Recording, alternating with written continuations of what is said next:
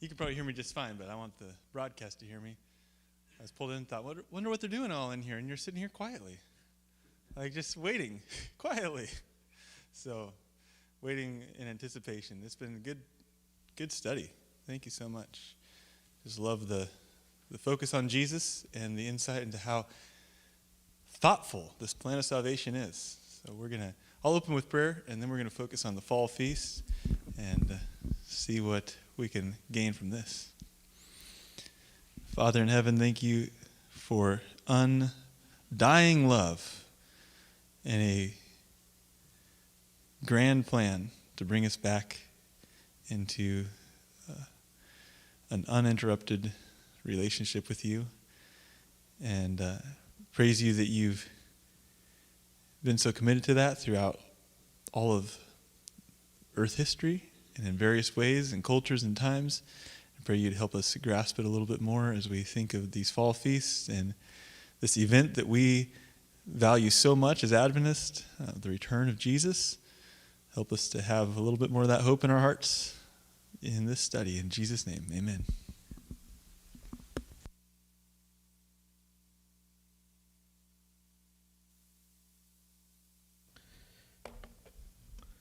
Good afternoon.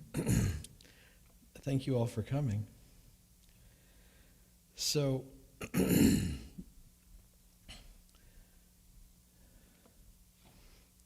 we had talked. I guess it helps if I have the slide changer. So we had talked last night when we talked about the spring feasts about how there's the milepost to give you directions and guidance as you're traveling down the Alcan Highway. And we see that just like there's a milepost to give you directions and guidance every step of the way down the Alcan Highway, there's also the Bible is our roadmap for the plan. Oh, okay. The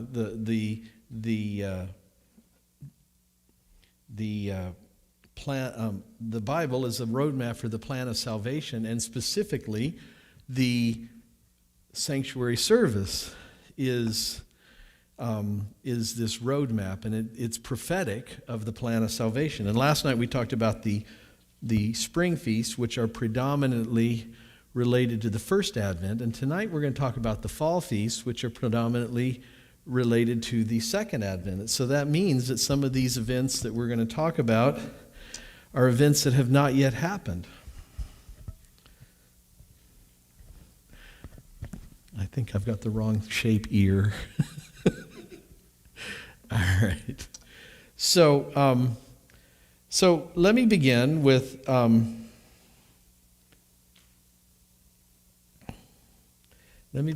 this statement from Ellen White that's found in The Great Controversy. And she wrote, "The sanctuary in heaven is the very center of Christ's work on behalf of men. It concerns every soul living upon the earth. It opens to view the plan of redemption, bringing us down to the very close of time, revealing the triumphant issue of the contest between righteousness and sin. It is of utmost importance that all should thoroughly investigate these subjects and be able to give an answer to everyone that asks of them the reason of the hope that is in them." So, with that, we begin our discussion on the fall feasts. And the first feast of the fall feasts is the Feast of Trumpets. In Hebrew, it's Yom Teruah. Now, some people say, don't you mean Rosh Hashanah? Rosh Hashanah is not in the Bible. Rosh Hashanah is referred to as the New Year, but as we've seen already, God told Moses that the beginning of the Jewish year was in the spring, 2 weeks before Passover. So where did they get Rosh Hashanah? This is something that they got from the Babylonians during the Babylonian captivity. And so that is the basis of Rosh Hashanah. And so, no, we're not talking about Rosh Hashanah. We're talking about Yom Teruah and the Feast of Trumpets. And so this is what it says about it in Leviticus 23. Speak unto the children of Israel, saying, in the 7th month, in the 1st day of the month, ye shall have a Sabbath, a memorial of blowing of trumpets, a holy convocation. So there's a lot of information just in that one verse. So let's look at that. So for the Feast of Trumpets, when is it? It is the 7th month, the 1st day. Now, the next thing, it's called a Sabbath. Now, this word Sabbath is not Shabbat, it's Shabbaton, which is very closely related to Shabbat, but there is a difference. On the Feast of Trumpets, on the Sabbath, on Shabbat, you were not supposed to kindle a fire. And what was the purpose of kindling a fire when you were in the wilderness? It was to cook food. And so you weren't supposed to cook on the Sabbath with that. But with the Feast of Trumpets, Shabbaton, this phrase is a little different. You could prepare meals on that day, but it was a day of no customary or usual work. And so there, like I said, there's a little bit of difference. Now, they said it was a memorial of the blowing of trumpets. And then finally, they said it was a holy convocation. So, it's a memorial of the blowing of trumpets.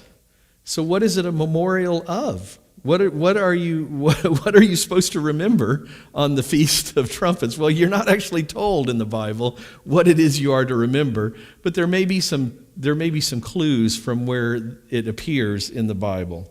So, for example, let me just look here first at Psalms 81, verse 1 and 2.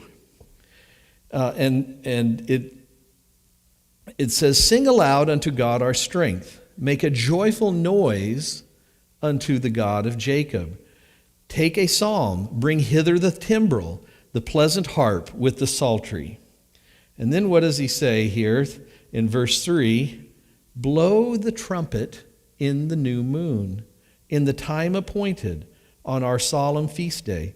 Well, this has to be talking about the Feast of Trumpets, because first of all, it's on the 1st day of the 7th month. What is the 1st day of the month? Every month? It's the new moon. So it says, blow the trumpet in the new moon. Well, and then it says, in the time appointed. That is another name. That's probably a more accurate term for the feast of the Lord. It's not really feast of the Lord, it's God's appointed times. And so this is saying, blow the trumpet in the new moon, in the appointed time, on our solemn feast day. And so this, like I said, this text has to be talking about the Feast of Trumpets. So maybe there's some other clues from Psalms 81 that as to what it is we are supposed to be remembering at the time of the Feast of Trumpets. Well, let's look a little further into the text, into the chapter. In Psalms 81:7, it says, "Thou callest in trouble, and I delivered thee." Well, maybe that's something we're supposed to remember on the day. When we called on God, He helps us. And then in Psalms 13, in Psalms 81, verse 13 and 14, it says, "Oh, that my people had hearkened unto me, and Israel had walked in my ways. I should soon have subdued their enemies and turned my hand against their adversaries." So maybe we're supposed to remember that when we didn't call on God, He didn't help us because we didn't call on Him. And so the other thing is look at where the Feast of Trumpets occurs during this cycle of the feasts during the year. First you have Pentecost, which we have said was called the Feast of Oaths. Then the Feast of Trumpets, and then 10 days following the Feast of Trumpets is the Day of Atonement. So it's between the Feast of Oaths and the Day of Atonement.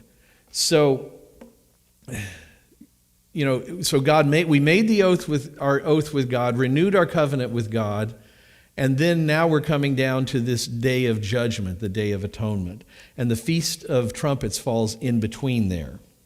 So this is what I would propose that the Feast of Trumpets is a memorial of. First of all,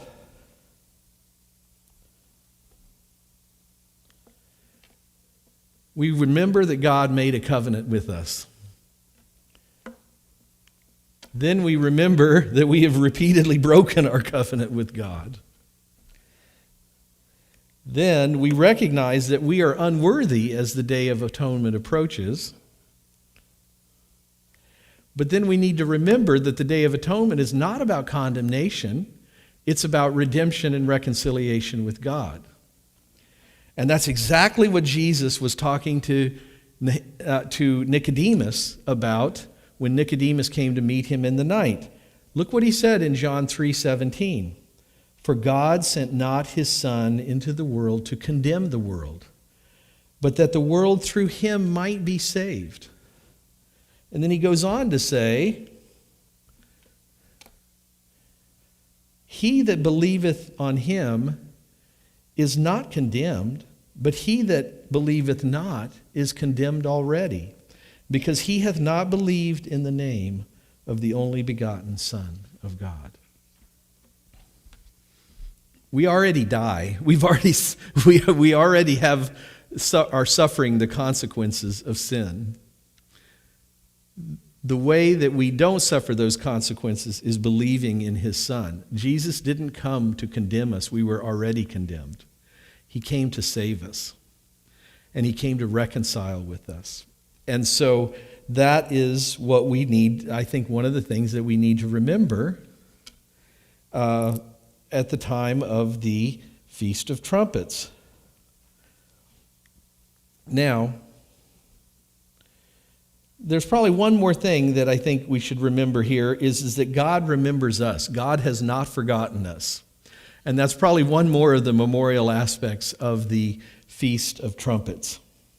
So that's the memorial, but what is the Feast of Trumpets prophetic of? And this is why it's going to take me a little longer, because I'm talking about things that haven't happened yet, or at least some things that probably haven't happened yet. And so it'll take a little bit more. But let me read to you a statement from Stephen Haskell in his book, The Cross and Its Shadow. In the type, the trumpets were blown throughout Israel, warning all of the near approach of the solemn Day of Atonement. In the antitype, we should expect some worldwide message to be given in trumpet tones announcing the time near when the great antitypical Day of Atonement, the investigative judgment, would convene in the heavens. Beginning with the years 1833 to 1834 and extending down to 1844, such a message was given to the world in trumpet tones, announcing that the hour of his judgment is come. So he's saying that the message that was going out in that 10 years before October 22, 1844, was this loud message, this strong message, fear God and give glory to him, for the hour of judgment is come. And that is the first angel's message. So, has the Feast of Trumpets in prophecy already come and gone? Is that it? I don't think so. I don't think so. And remember, when we talked about this yesterday, we talked about Pentecost, and we have evidence to suggest that God made a covenant with Noah on the day of Pentecost after he came out of the ark. We have evidence that he gave the 10 Commandments on the day of Pentecost on Mount Sinai.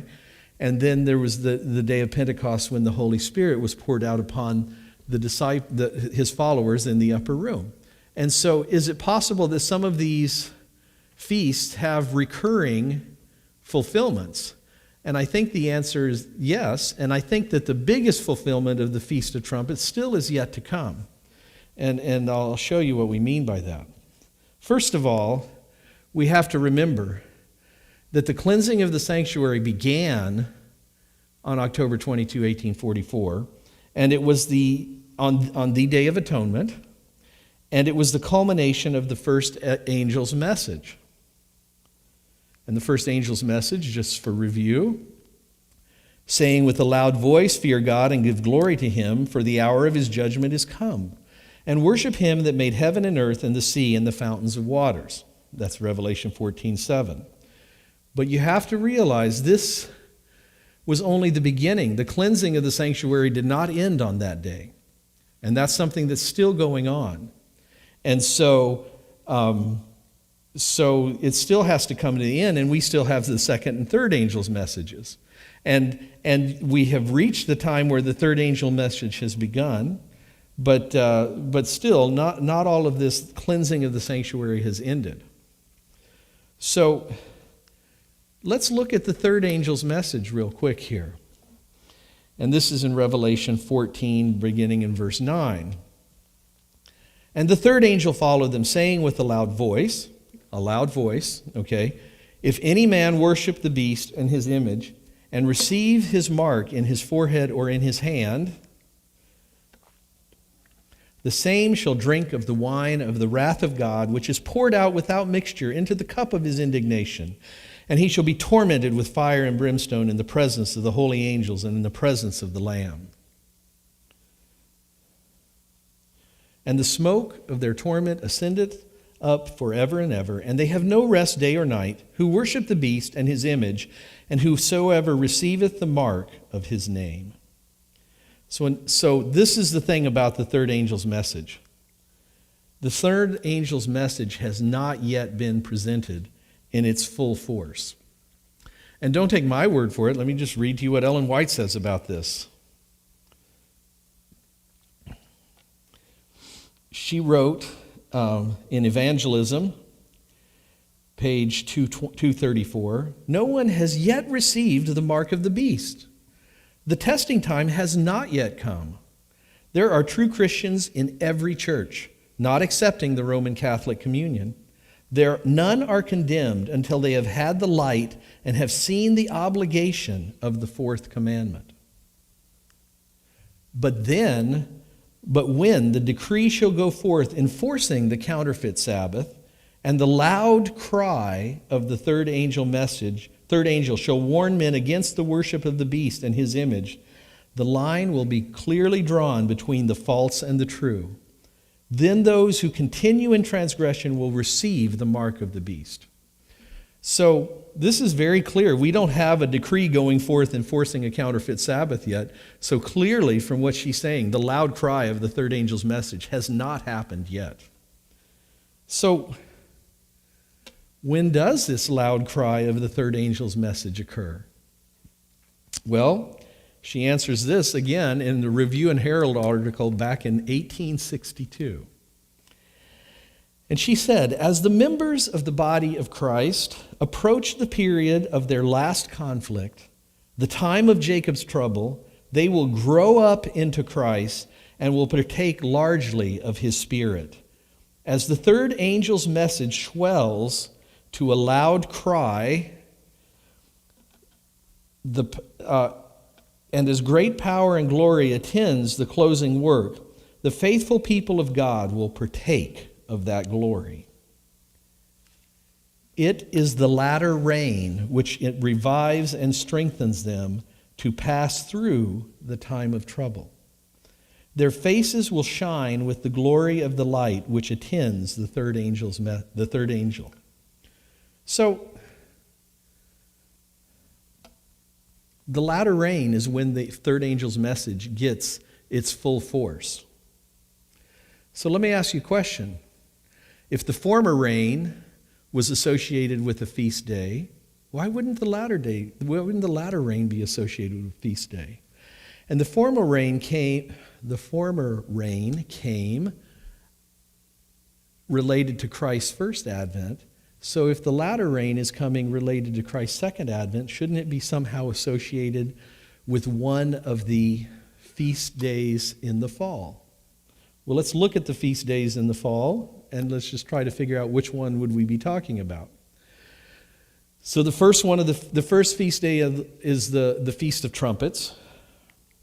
Then there's the Day of Atonement, and then there's the Feast of Tabernacles. Then there's also the 8th day after the Feast of Tabernacles, Because that corresponds to, and that's called Shemini Atzeret. But these are the main three. And so which one do I think it might be? Well, first of all, we know that the Day of Atonement is related to what happened on October 22, 1844. So I think that eliminates that one right off the bat. And then the second thing we will see when we discuss the Feast of Tabernacles, that it is prophetic of Christ's second coming. Okay, but we'll talk about that more when we get to the Feast of Tabernacles. So again, I'm pretty sure that eliminates the Feast of Tabernacles as being prophetic of the latter rain.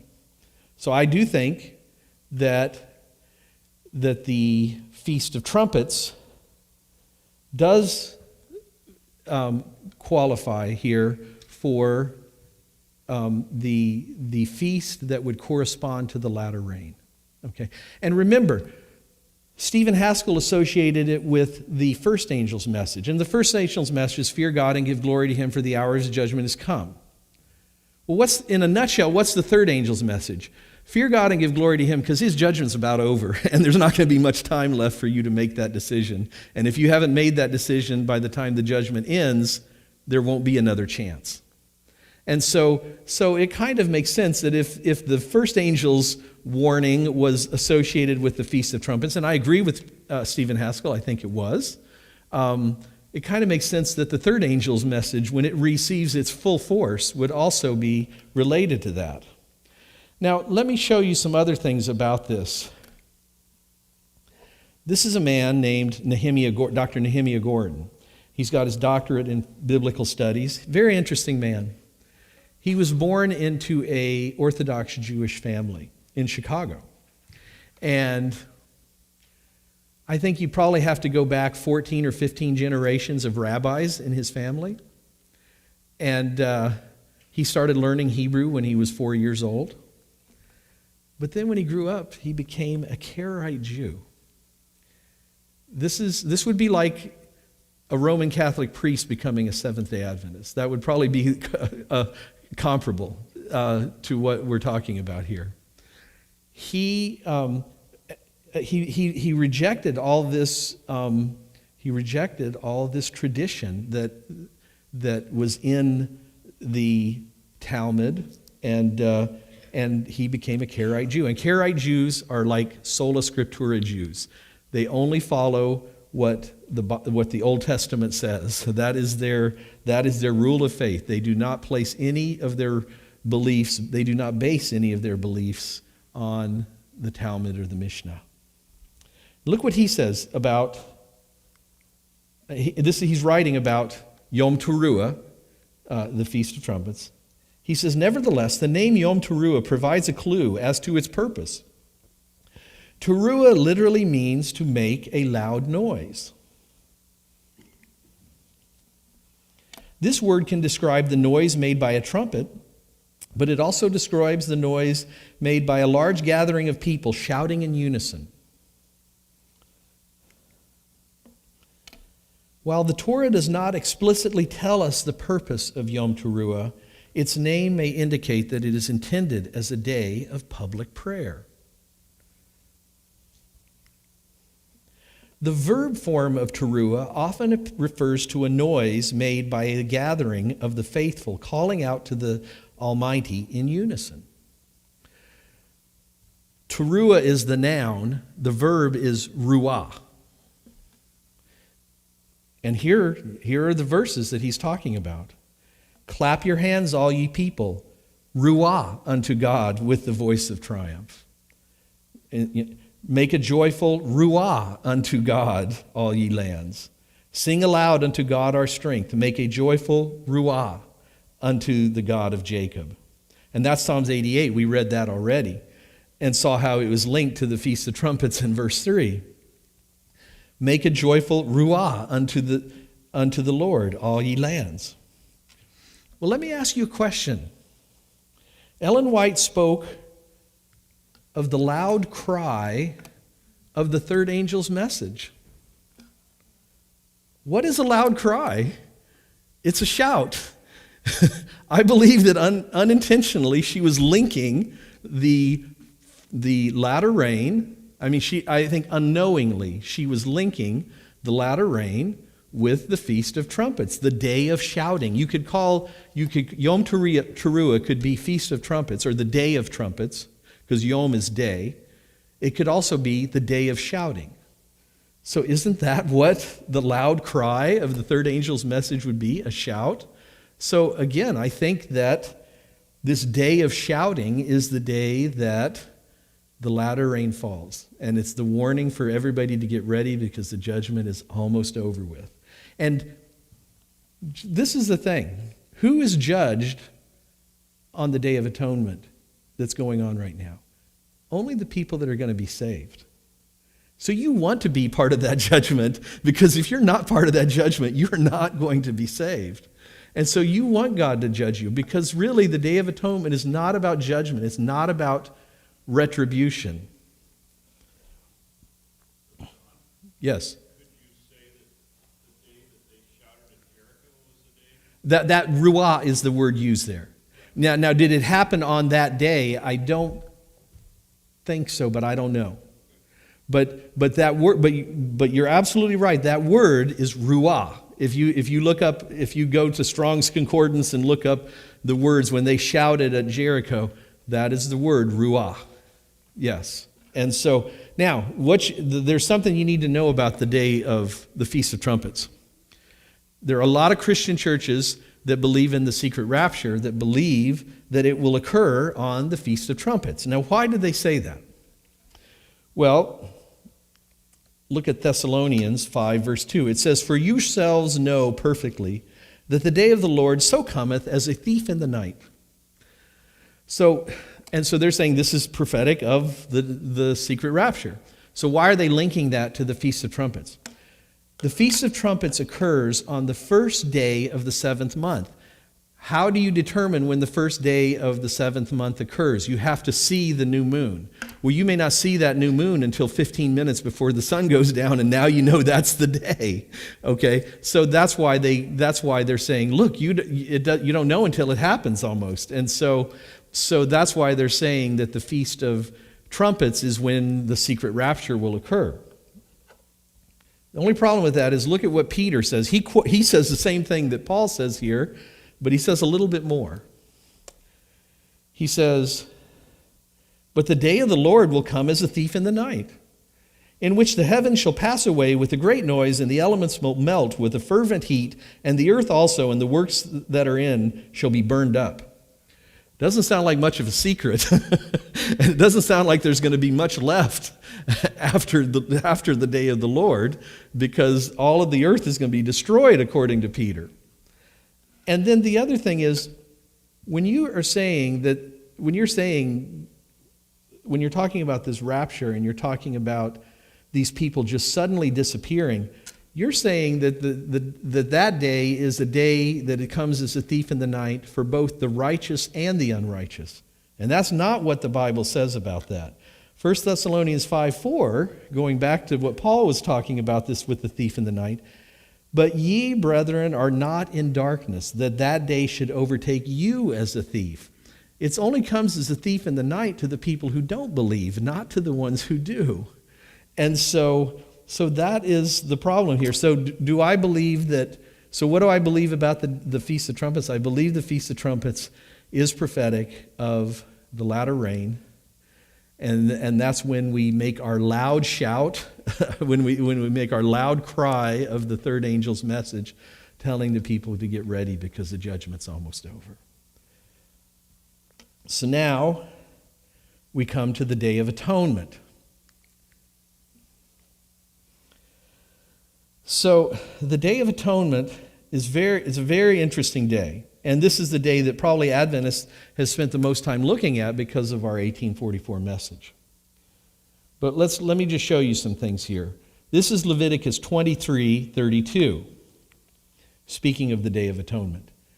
"It shall be a Sabbath of rest, and you shall afflict your souls. In the 9th day of the month at even, from even to even shall you celebrate your Sabbath." Now, afflicting your souls means fasting. That's what it means to afflict your souls. It means to fast. And I'm sure some people at the end of the day of atonement with the fasting felt afflicted. So now, here's another text that has a similar thing here. Leviticus 16, verse 31. It shall be a Sabbath of rest. We have that term again, Sabbath of rest, unto you, and you shall afflict your souls by a statute forever. Now, this is interesting. This phrase, Sabbath of rest, that appears in Leviticus 23 and in Leviticus 16. That phrase is Shabbat, Shabbaton. Some translations translate it as a Sabbath of complete rest. And what's so interesting about this? This term is used to describe in these two verses the Day of Atonement, but that same exact term is used to describe the seventh-day Sabbath in Exodus 31:15, 35:2, and Leviticus 23:3. So God uses the exact same terms that he uses for the seventh-day Sabbath, Shabbat, Shabbaton, in describing the Day of Atonement, Shabbat, Shabbaton. Now, there's something else that I think is very interesting. Where did we get this word atonement? This word atonement came from William Tyndale. William Tyndale, when he was translating the Bible into English, came across this word Kippur. The Day of Atonement is Yom Kippur, the Day of Kippur. And William Tyndale couldn't find an English word that he felt really corresponded to the Hebrew word Kippur. So since he couldn't find it, he made it up. He created the word. And let me tell you, William Tyndale probably has had more impact on the English language than any single person. Because there's lots of phrases that we even say today that we don't think about that are found in the Bible. And most of those phrases were coined by William Tyndale. William Tyndale was the one who wrote, Jesus is the author and finisher of our faith. And so that was the phrase he coined. A lot of the words, when they made the King James Version, I think something like 90% of the New Testament, they kept what he had. They had kept the phrases that he had used in translating the New Testament. So he created this word atonement. Now, how did he create this word atonement? How did he create the term atonement? He created it from three different words. At one meant. So when we say atonement, you kind of don't realize that that's really what it was. I'm sure he said it at the time, at one meant. We are at one-ment with God. That's what happens on that day. This really stresses what the Day of Atonement was about. It was not about condemnation, and it was not about retribution. It was about redemption and reconciliation with God. And at one-ment, atonement at one-ment is what he felt most clearly expressed what is taking place on the Day of Atonement, on Yom Kippur. So, now, with Adventists, we've had a lot of focus on the Day of Atonement because of William Miller. And our church actually came out of his movement. And William Miller read Daniel 8:14, and he said unto me, unto 2,300 days, and then shall the sanctuary be cleansed. And by itself, that text, you don't know what to make of it. You cannot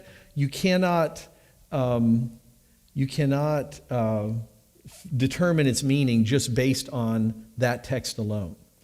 And what's interesting is that they use what it really says in the Hebrew is unto 2,300 evenings and mornings, then shall the sanctuary be cleansed. And And those words, evenings and mornings, are the exact same words that are used in Genesis 1 for the week of creation. And the evening and the morning were the first day. And that's not the word that's usually used for a day equals a year. That's usually yom. That's the word that is used for the day-year principle. So by itself, you cannot make this mean anything. But William Miller is recognized, and maybe he was the first one to recognize. He certainly gave it the most publicity if there were other people who recognized it before him. He recognized that Daniel 9, the 70 weeks in Daniel 9, is linked to the prophecy in Daniel 8. And you have to remember, when Daniel wrote the book of Daniel, he didn't have, okay, this is chapter 1, this is chapter 2. All of that stuff came many, many, many centuries later.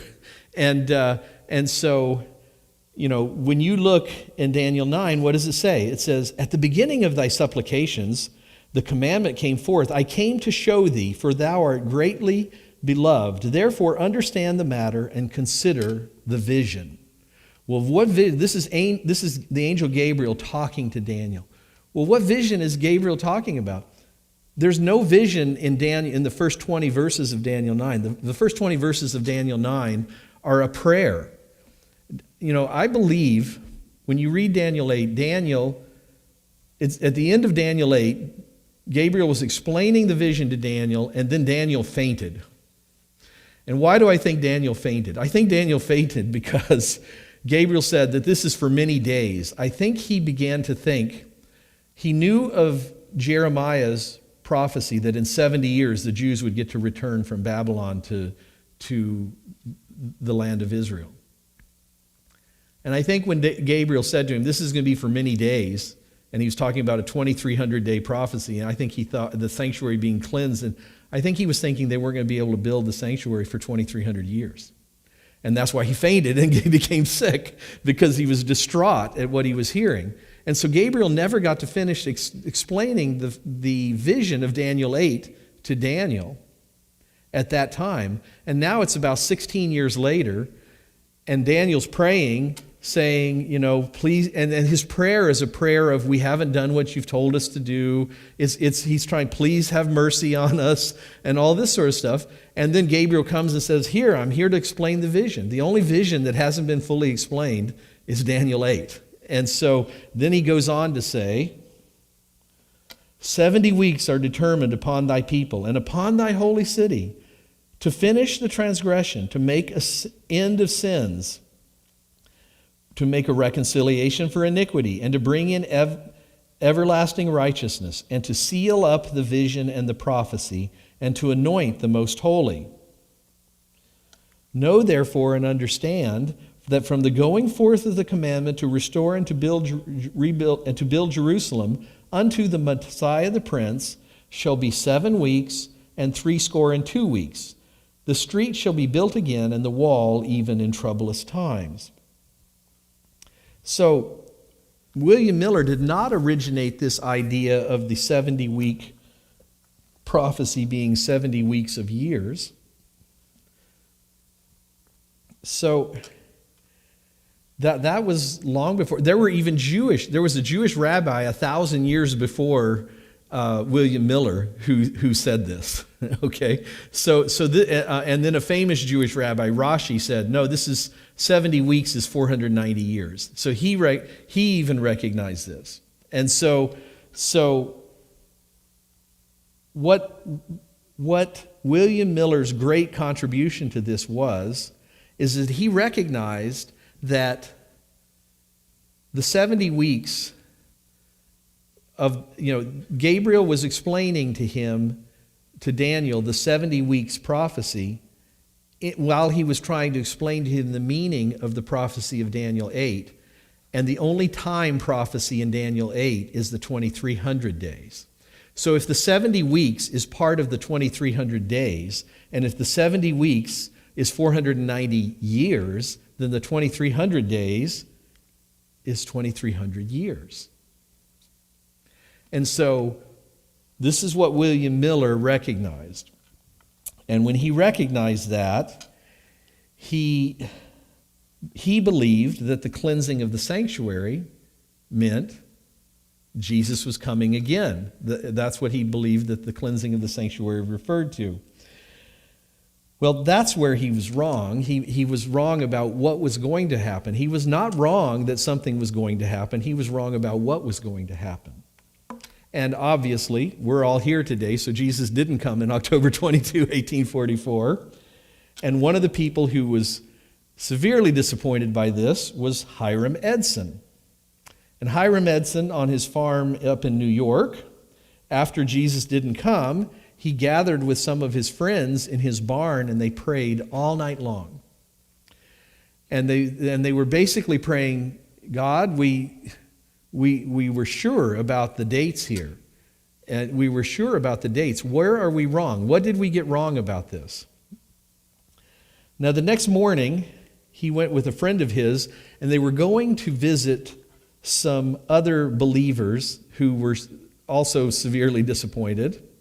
And they were walking through a cornfield, and I think I read somewhere that the reason they were walking through the cornfield is they were trying to stay off the roads because all these people were there making fun of them.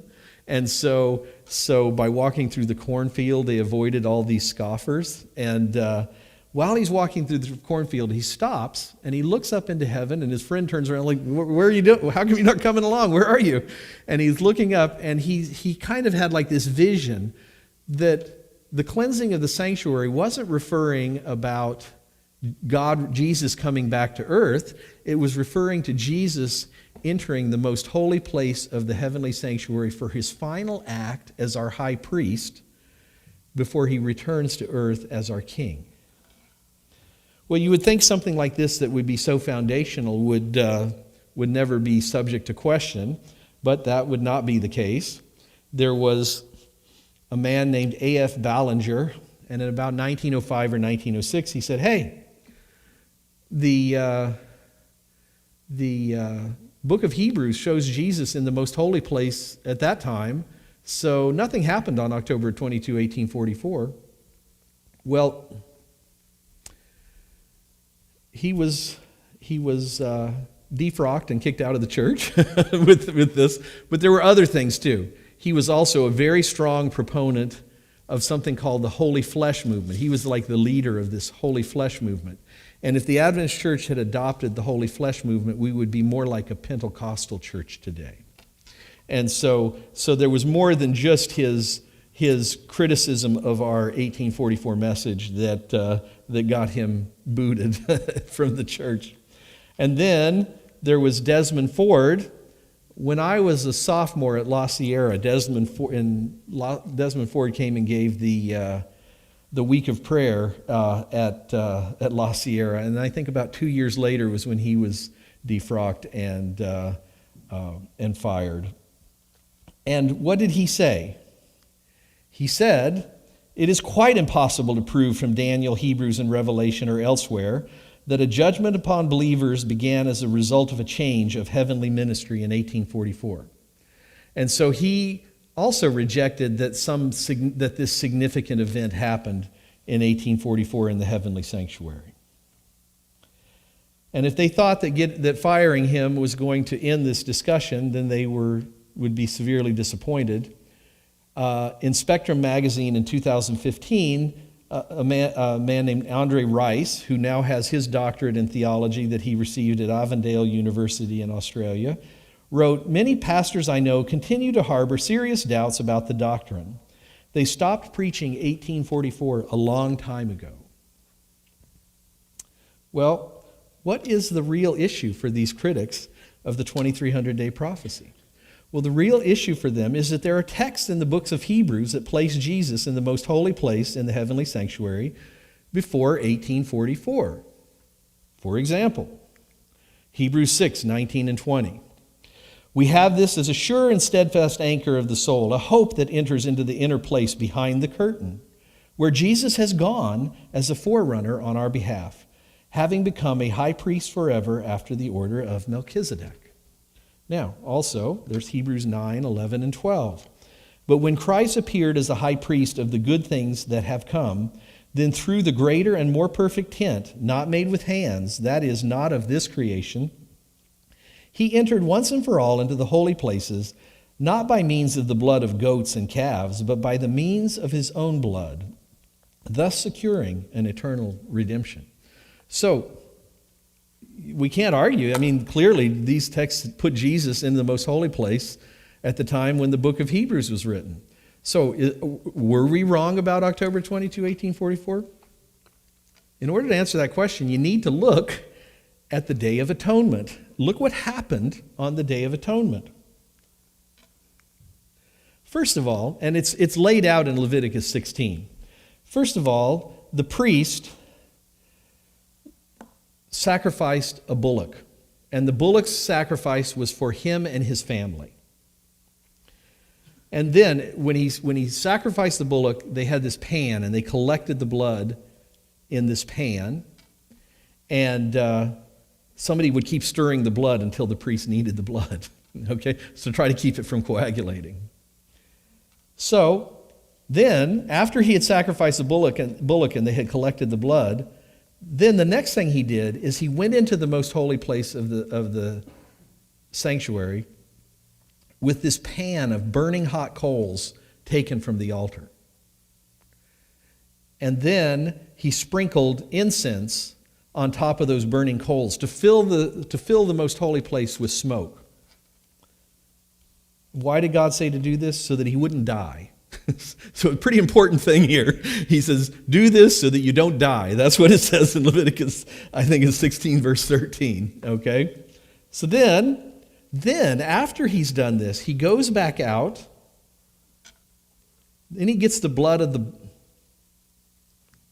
Hang on.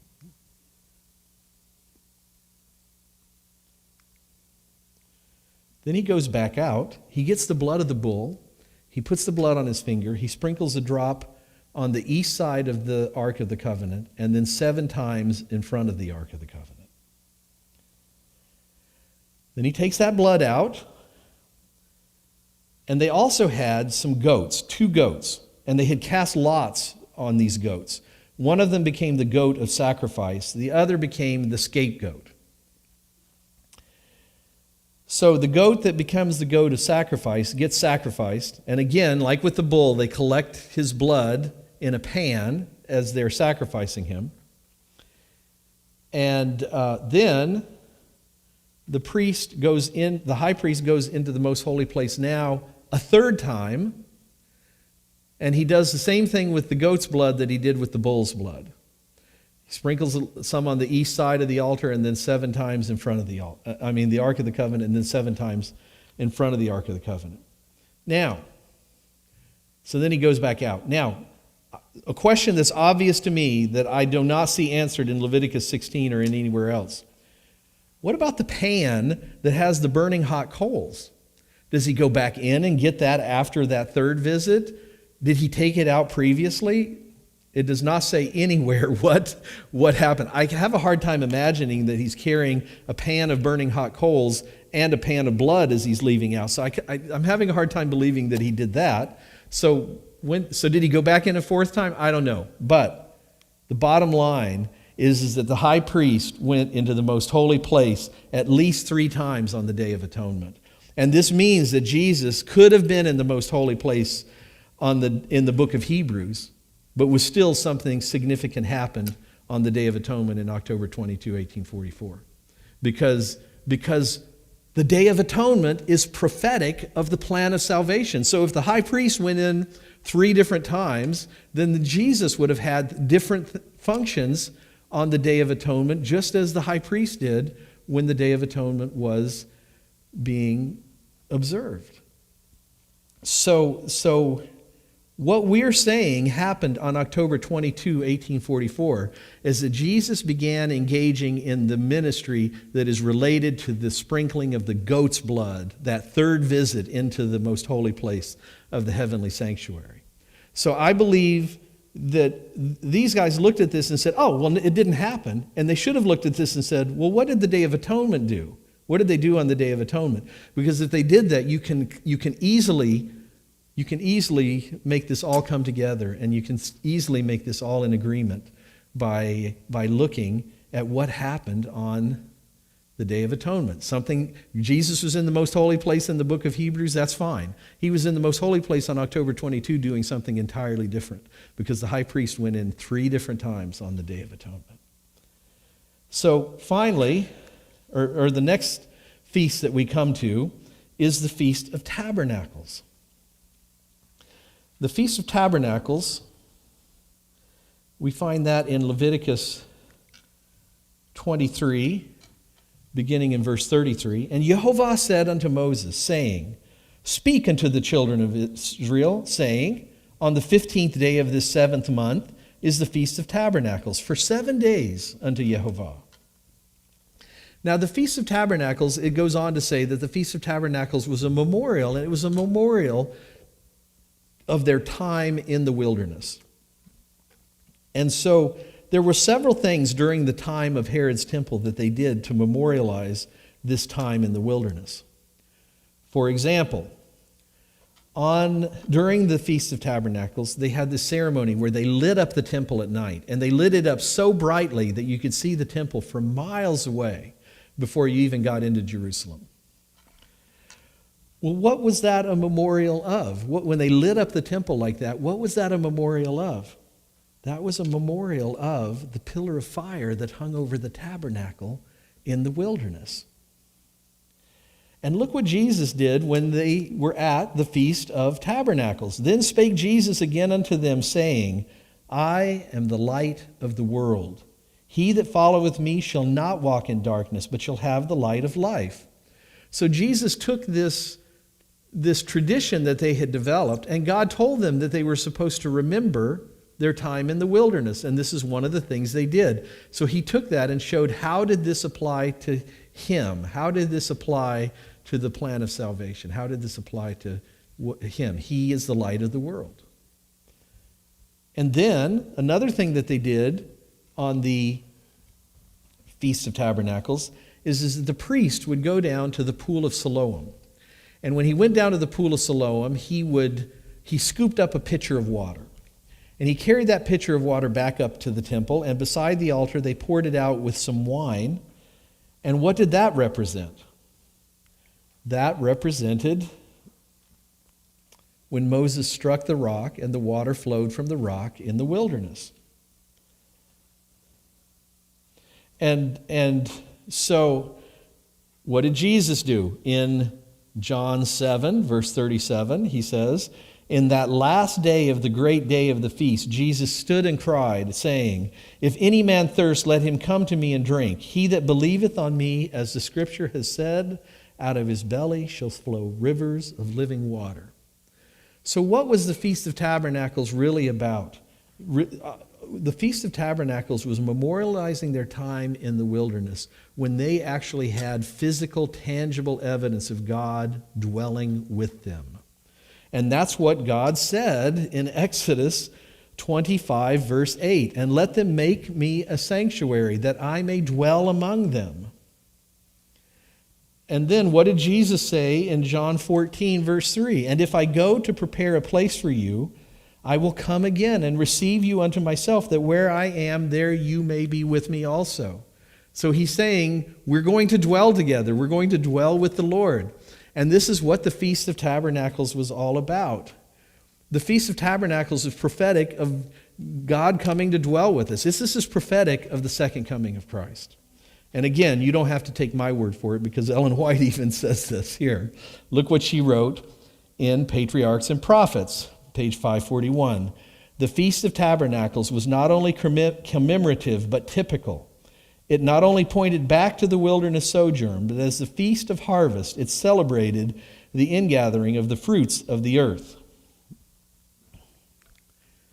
And pointed forward to the great day of the final ingathering, when the Lord of the harvest shall send forth his reapers to gather the tares together in bundles for the fire, and to gather the wheat into his garner. So the Feast of Tabernacles is prophetic of the second coming of Jesus. She's pretty clear, and you have to come to that conclusion with what it was supposed to be a memorial of. That's what it was prophetic of. So the Feast of Tabernacles is 7 days, from the 15th through the 21st day of the 7th month. Well, then on the 22nd day of the 7th month, on that 8th day after the Feast of Tabernacles, is the final feast of the Lord, which is Shemini Atzeret, which means 8th day of assembly. Well, let's think about this. If the Feast of Tabernacles is prophetic of the second coming of Jesus, then what event in the plan of salvation remains after that? Arriving to heaven. So I believe that Shemini Atzeret has to be, because there's nothing left, that has to be the final act in the plan of salvation. So I believe that's what Shemini Atzeret represents. And let me show you something. John, in the book of Revelation, in Revelation 8, verse 1, he writes, "And when he opened the 7th seal, there was silence in heaven about the space of half an hour." Well, what's he talking about? Well, look what the Adventist Bible Commentary says. It says, "Some hold that this silence in heaven, following upon the terrible events that take place on the earth immediately preceding the second coming, is caused by the heavenly hosts having left the celestial courts to accompany Christ to earth." So the reason that there's silence in heaven is that nobody's there. Okay, is basically what they're suggesting. And then they go on to say that this half an hour, some interpreters have understood this in terms of the prophetic time formula of a day representing a literal year. On this basis, half an hour would equal about 1 literal week. So this is not, I heard this, I don't remember when I heard this. I was probably in high school or even before I was in high school, I heard this proposed for the first time. And it's a common thing. This idea that that's at least the silence for a half an hour, you can find it in Stephen Haskell's books. You can find it in Jacques Ducan's book on Daniel. This is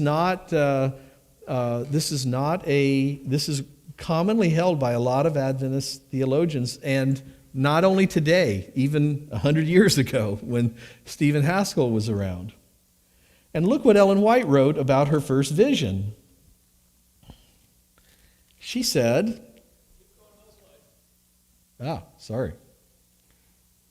This is what she wrote in her vision.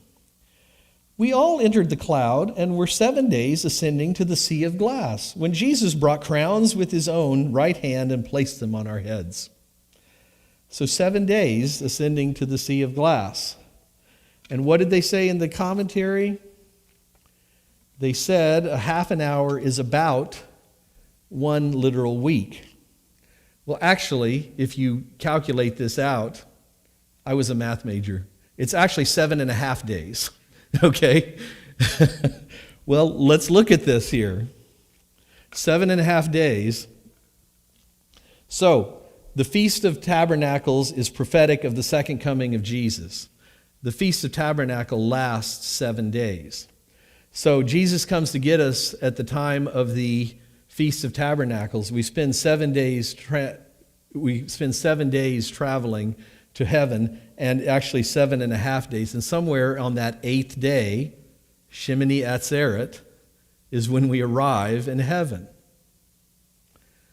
So we arrive in heaven where we are given a crown and robes, and we get 1950s hairstyles. And so,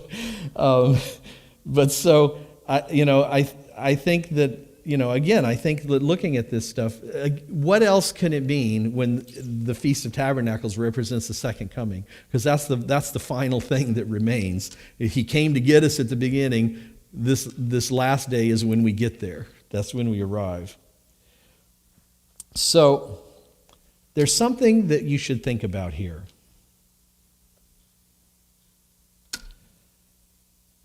Are the remaining milestones of the plan of salvation going to be fulfilled on a Feast of the Lord day? And why do I ask that question? Because remember, what did Stephen Haskell say?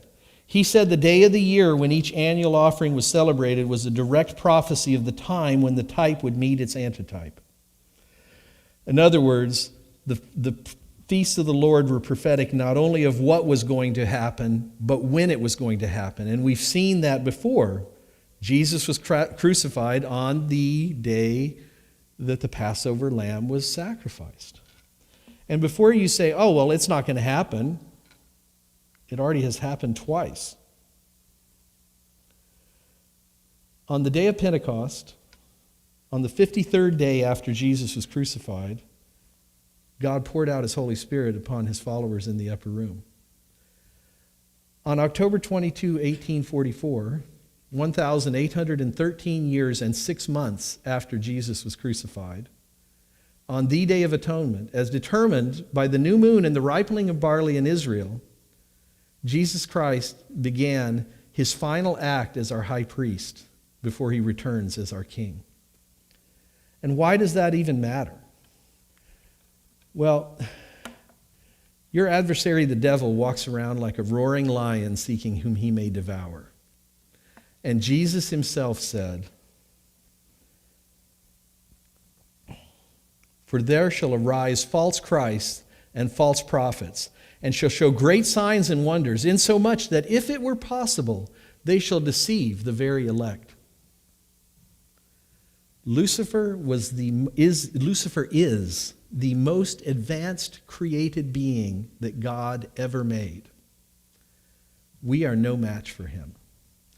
And he is going to have an imitation latter rain, and he's going to have an imitation second coming. And we think we're so smart that we're going to figure that out. But Jesus himself said, if possible, they shall deceive the very elect. And so this is not going to be an easy thing to determine. This is going to be difficult. And fortunately, God has provided us with a milepost for the plan of salvation.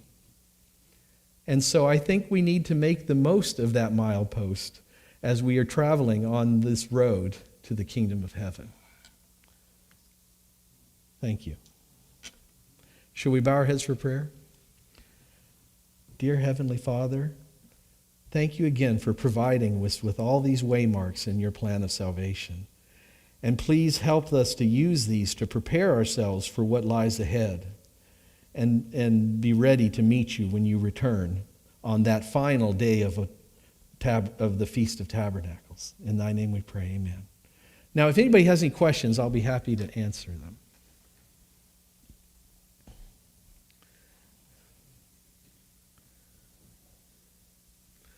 Well, I don't want to keep you all sitting here, so thank you all for coming. How do you correlate these feasts with the modern day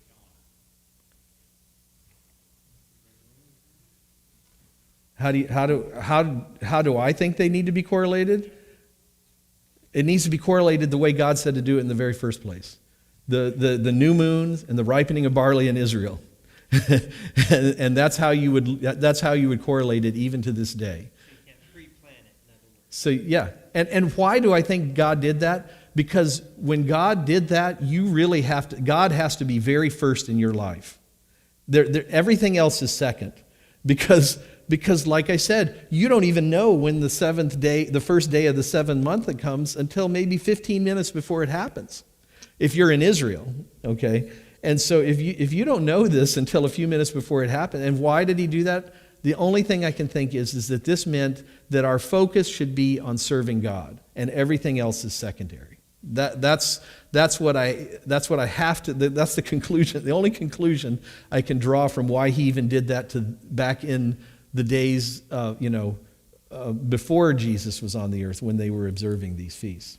And one thing you have to realize is that the problem for the Jews is that for the most part, they never observed these feasts. Very rarely did they observe the feasts. And you'll read in Hezekiah. Hezekiah observed Passover. That was the first Passover since Solomon or something like that. It had been centuries since they had observed Passover. And so I would argue that we would know more about the feast of the Lord I don't believe the Old Testament is the Old Testament God wanted to be written. I believe, because what is in a lot of the books of the Old Testament, it's calling people to repentance. If they weren't spending so much time calling to people to repentance, and the people were serving God, then they may not have. Then maybe the Old Testament that would have been written would have been more about explaining what some of these things meant. And but it always was. It always was about the year was calculated, the new moon, the ripening of barley in Israel. And as we discuss this with the day of the Feast of Unleavened Bread, why is the ripening of barley in Israel so important in this? In order to keep these things straight, seven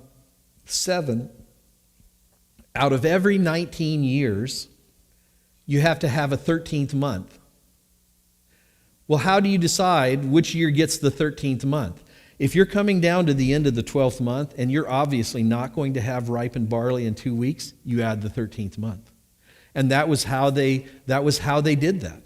And so that was So that was, and that's how it kept. Otherwise, if you didn't do that, then Passover might eventually wind up in November. But the problem is you needed a ripened sheaf of barley to wave during the Feast of Unleavened Bread, and so you had to. So that was why the month always began at the new moon. But when did the year begin? You either had 12 months or 13 months, depending on whether you were going to have ripened barley or not. And that was how that was determined. Mm-hmm.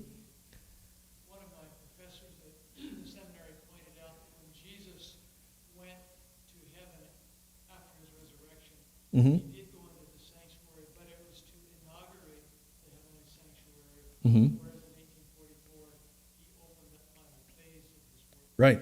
I mean, absolutely. I mean, like I said, the high priest went into the most holy place at least 3 times on the Day of Atonement. So I am completely comfortable with the idea that Jesus went into the most holy place of the heavenly sanctuary before 1844, and yet something different happened on that day, because that's completely consistent with what happened on the Day of Atonement, because there were different phases of what the priest was doing on that very day. And so absolutely, there's so to reject this is not paying attention to what actually happened on the Day of Atonement. Yeah. In the heavenly sanctuary? Yeah, I mean, this would be, we call it the mercy seat, even in the Ark of the Covenant. Basically, the Ark of the Covenant was God's throne in the temple. And what did Paul call it? The throne of grace. The mercy seat and the throne of grace are basically the same thing. Christ went to heaven, he went into the holy place and was seated, meaning he was given a title or at the right hand. Yes. And so basically, like I said, I'm completely comfortable that something happened in the book of Hebrews that was different from what happened in October of 1844. To me, there's no inconsistency there. Yeah. That's a great question, okay? And somebody asked me that question last night, too, after the meeting. And let me tell you, people have argued that. People have argued. And what do they say? What is their argument for this? And my answer, just so you know, I'll answer you, then I'll explain why I'm answering you this way. The answer is that I like the idea. It makes perfect sense. At the same time, I don't think there's any way for us to show it based on the information we have. And why do I say that? The people who make the argument that he was born on the Feast of Trumpets, why do I like the idea, first of all? Well, the reason I like the idea is the Feast of Tabernacles. Why do I like the idea that he was born at the time of the Feast of Tabernacles? Because it's God with us, okay? And that's sort of what the Feast of Tabernacles is about, is God being with us. So it kind of makes sense that Jesus would have been born on the first day of the Feast of Tabernacles. But the problem is, they base this on when Zacharias was serving in the temple. And they say Zacharias was of this family priest, this line of the priests of this family. And they say, well, we can know when that was. And based on this, then John the Baptist was born about the time of Passover. And Jesus was born 6 months later. So that would have been about the time of the Feast of Tabernacles. Well, that's all great and good, okay? But then somebody else on another website will say, well, based on when Zacharias' family served, then we can calculate from all of this stuff, and this ends up showing that Jesus was born on Christmas Day. Okay, so there are all kinds of different opinions, and the real problem with this is this: the priests served. Yes, there was a certain month that was Zechariah's month to serve, but for the 3 pilgrimage feasts, all priests were expected to show up at the temple. So did this happen in his month of service, or did this happen when he was there at the temple for one of the feasts of the Lord that he was supposed to be? Remember, I'll think of his name, Josephus. Josephus said at the time of Herod's temple, 250,000 lambs were sacrificed for the Passover. That's a lot of lambs. That's a lot of lambs. And this sacrificial process is not necessarily a rapid process. You have to cut its throat. You have to bleed it all out. And that takes a while. And so, and you're talking about so these guys had their hands full. So was Zacharias at the temple when he was informed of John's of John's birth? Was he there for his month of service, or was he there for the Feast of the Lord service? And in that case, you can put John's birth all over the calendar, and you can bring Jesus' birth all over the calendar too. Having said that, I love the idea that he was born on the Feast of Tabernacles. I love that idea. I just don't think it's possible for us to prove it with the information we're given. Uh-huh.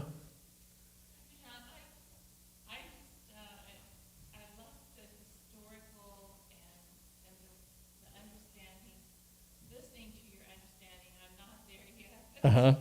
But is this lending in any way towards setting dates and times? Because the seasonal aspect of these things happening is making me think, oh, well, if Christ is coming, it's going to happen in this agricultural season.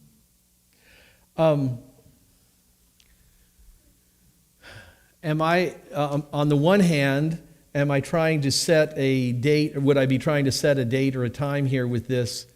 No.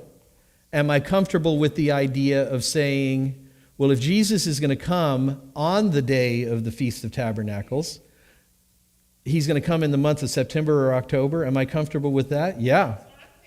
Yeah, I'm completely comfortable with that. That is not, I'm not violating the no man knows the day or the hour. And guess what? You don't know when that stuff's going to happen until the month happens, the new moon happens. So let's say that Jesus was going to come on the Feast of Tabernacles next year.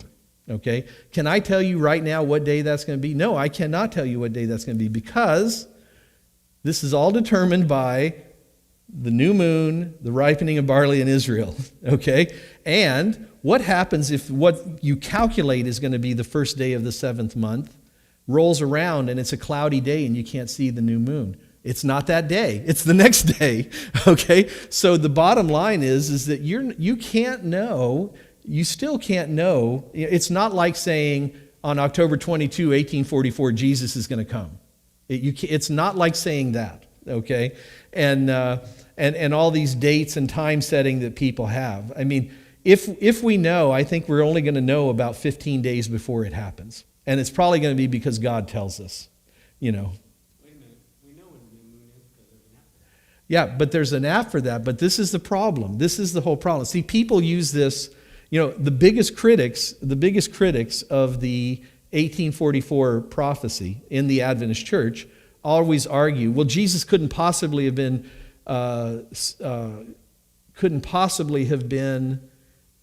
crucified in AD 31 because Passover didn't happen on Friday that year.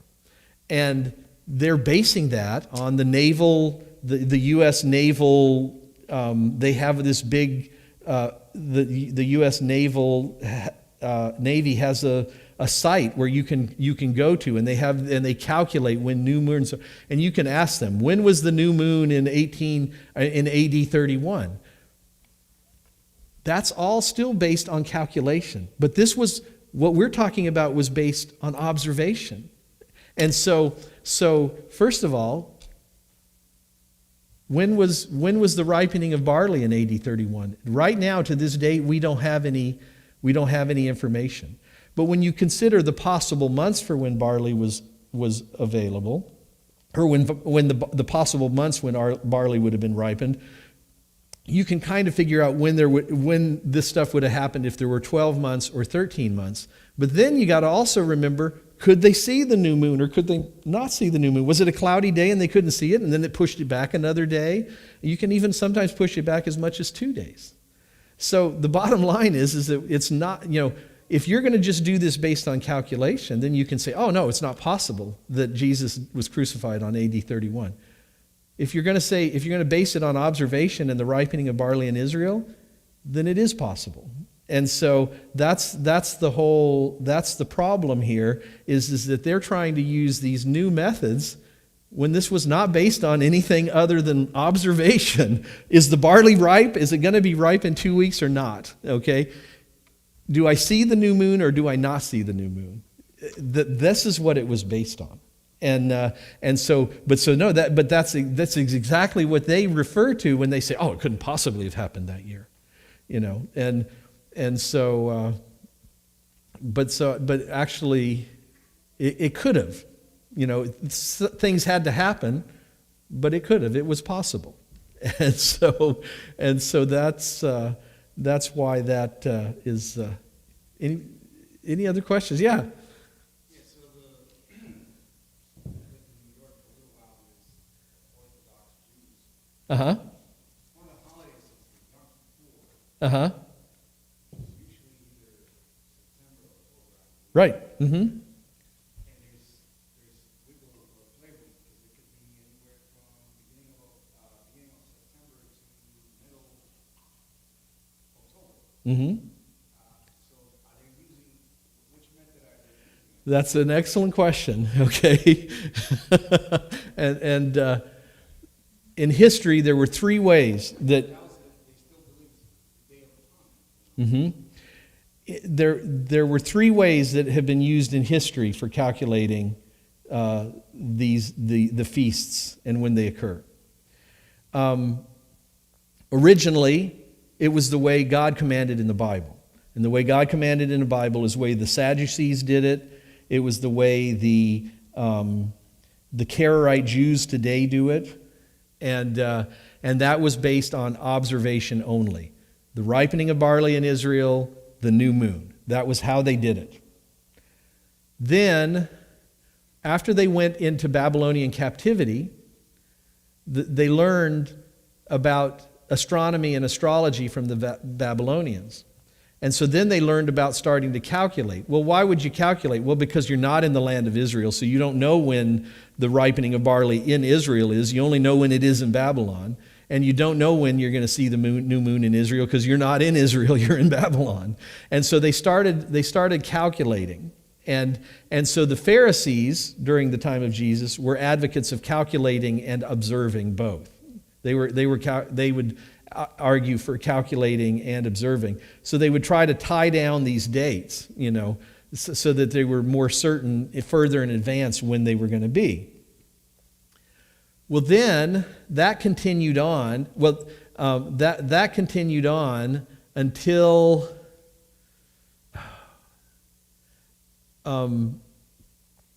Constantine's son, Constantius. He was kind of an extreme religious fanatic, and he banned the Jewish Sanhedrin from meeting. Well, and that was in about the year 358, 359, something like that. Well, when he banned them from meeting, their chief rabbi, I think it was Hillel II, then published a a calendar based on calculations, and that's what they follow to this day, because they can no longer meet to have their vote on when it's going to be. They just did it based on calculations. So based on the calculations, they were off a little bit. So there's this gradual movement in the days here that is over time is getting more and more off from where it should be on the calendar. But this is why the Karaite Jews and the the Orthodox Jews, end up frequently observing the feast days on different days. And in fact, we say October 22, 1844 was the Day of Atonement. And this was based on that Karaite reckoning, which is the biblical reckoning, the ripening of barley in Israel and the new moons. That's what we based October 22, 1844 on. You can go to the internet and you can find people say, the Adventists are crazy. They got it all wrong. The Day of Atonement was September 23. Yeah, it was September 23 for the rabbinical Jews. And there is some evidence that some Karaite Jews because it's more difficult doing this based on the way God told them to do it, because you don't know years in advance what that date is going to be, whereas with the calculation method, you know years in advance when this is going to be. So some of the Karaite Jews, because it had gotten difficult, had started to observe it with the rabbinical Jews. So that's why they say, they got it wrong. Well, no, this is the September 23, 1844 date was based on the calculation method, not on the ripening of barley in Israel. And a lot of people say, well, how did they know this? They knew this. They were writing letters. They were writing letters during 1843 and 1844 to the Holy Land, and they were asking people, when did the barley ripen? They were asking these questions. So these people, how did they even know who Karaite Jews were? We didn't have the internet. We didn't have all these things to get all this information. How did these people even know? William Miller is a farmer. And you know what the education was at that time? You spent 3 months in the winter when there was no farming being done, going to school, and the rest of the year you were on the farm. So, and yet he was very widely read, very well read. He spent a lot of time in the library when he was older, and he was a very bright man. But if you're going to add up his years of education, it doesn't add up to very much. How did they even know who Karaites were? And yet they did, and they knew that they followed the biblical method, that was described by God to how God said to do this, and they were writing, and they were in contact with people in the Holy Land and trying to find out when all this stuff was happening. And that was how they came up with October 22, 1844, because the barley harvest was late that year. And that's how they came up with that. It's very interesting that they even knew to check that out, to be honest with you. But they did. And if you look in these Millerite journals and magazines in 1844, leading up to October 22, even in the earlier parts of the year, you'll find references to the Karaites, and so it's very interesting. And he was in the New York area. Yeah. Well, are there any other questions? I don't know if it's a question or a comment. I wish that we as Adventists would view 1844, the at-one-ment, as a marriage with Christ. Mm-hmm. Well, it's, This is all positive. It's wonderful. It should never be this investigative judgment. Well, I will say, I know Ellen White uses the term and Stephen Haskell uses the term. I don't like the term investigative judgment only because it sounds scary. I feel like it sounds a little bit scary. And really, it's about reconciliation with God. It's about becoming at one with God. It's about that God came to this world not to condemn us, but to save us. And so I think it's an unfortunate. I use it, just so that people know what I'm talking about, because we grew up with that term.